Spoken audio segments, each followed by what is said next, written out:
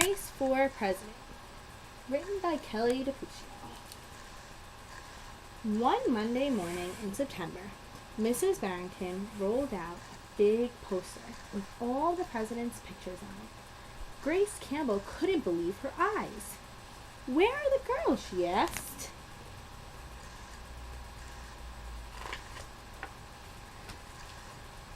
"That is a very good question," said Mrs. Barrington.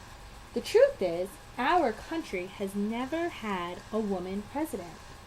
"No girl president? Ever?" Grace asked. "No, I'm afraid not," said Mrs. Barrington. Grace sat down at her desk and stewed. No girls? Who'd ever heard of such a crazy thing? Finally, she raised her hand.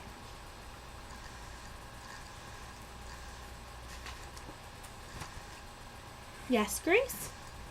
I've been thinking it over, and I'd like to be president." Several students in the class laughed. "Well, I think that's a star-spangled idea, Grace," said Mrs. Barrington. "In fact, we could have our own election right here at Woodrow Wilson Elementary." The snickering in the classroom stopped. Grace smiled. "Would anyone else like to run for president?" Mrs. Barrington asked the class. Nobody raised their hand. Becoming president was going to be easy, Grace thought.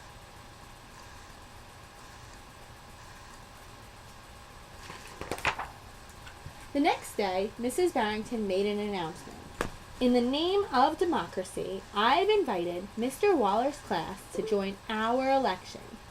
Their class has nominated Thomas Cobb to be their presidential candidate." Grace's heart sank. Thomas was the school spelling bee champion. His experiments always took a blue ribbon at the science fair, and he was captain of the soccer team. Becoming president wasn't going to be so easy after all, Grace thought.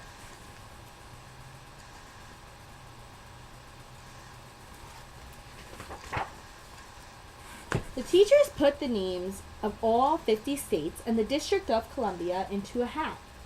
Everyone except for Grace and Thomas got to choose a state. "I'm Texas," said Anthony. "I'm New Hampshire," said Rose. "I'm Michigan," said Robbie. "What does the number 17 mean?" "Each state is assigned a number of electoral votes. That number is determined by how many people live in that state," said Mrs. Barrington. "Each of you will be a representative for your state. Altogether, our country has 538 electoral votes," Mr. Waller explained. "On election day, the candidate who receives 200 electoral votes or more wins the election."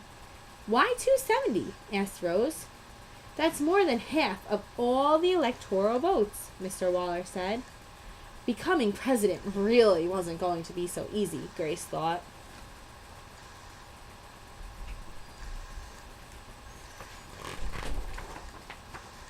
Grace came up with a campaign slogan. "Make history, vote Grace Campbell for president." Thomas came up with his own campaign slogan. "Vote for Thomas Cobb, the best man for the job." Grace listened to what issues were important to the students, and she made a list of campaign promises. A peaceful school, no bullies, a cleaner school, no littering, better hot lunches, and no more fish steak tacos. Thomas made up his own list of promises. Free tutoring, free soccer lessons, fish steak tacos every week.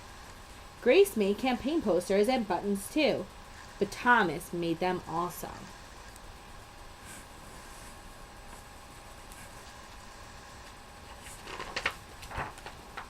Each week, the teacher set aside time for the candidates to meet with their constituents. Polls were taken. Voters were making their choices.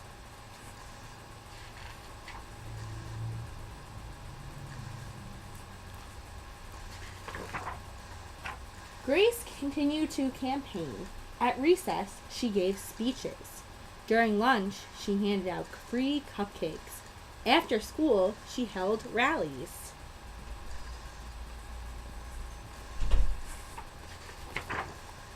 Meanwhile, Thomas wasn't worried. He had cleverly calculated that the boys had held slightly more electoral votes than the girls.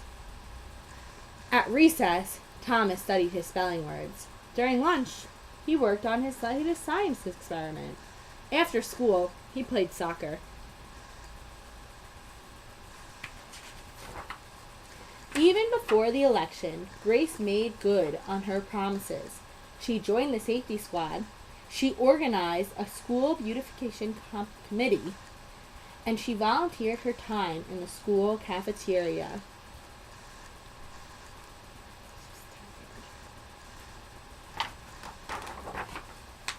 In early November, Woodrow Wilson Elementary School hosted a special Election Day assembly.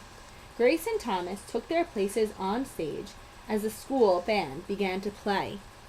Henry was the first representative to approach the microphone. The Yellowhammer state of Alabama cast its 9 electoral votes for Thomas Cobb. Fletcher said, "The last frontier state of Alaska cast its 3 electoral votes for the best man for the job, Thomas Cobb." Hannah called out, "The Grand Canyon state of Arizona cast its 10 electoral votes for Grace Campbell." And so it went. State after state cast their electoral votes. The scoreboard in the gymnasium kept track of the totals. The voting demonstration was quickly coming to an end. Clara approached the podium. The Badger State of Wisconsin cast its 10 votes for my best friend, Grace Campbell. Grace looked at the scoreboard. Thomas had 268 electoral votes. She had 267. There was only one state still unaccounted for: Wyoming.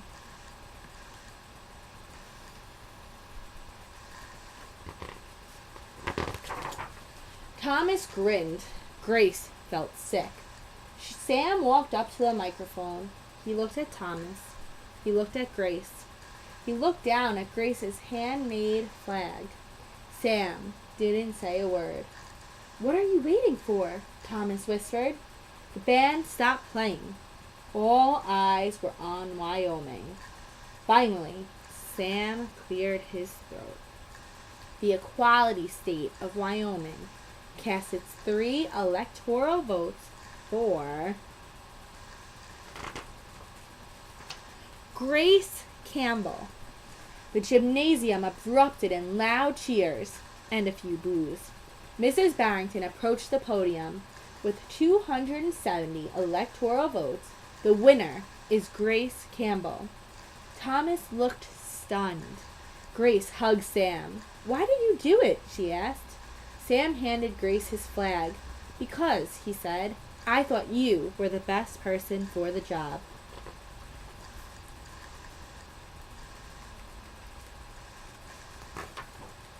The following week, the students in Mrs. Barrington's class were preparing for their career day presentations. Grace volunteered to go first. She stood at the front of the room and glanced at the poster still hanging from the wall. "My name is Grace Campbell, and when I grow up, I'm going to be President of the United States." This time, everybody believed that she would.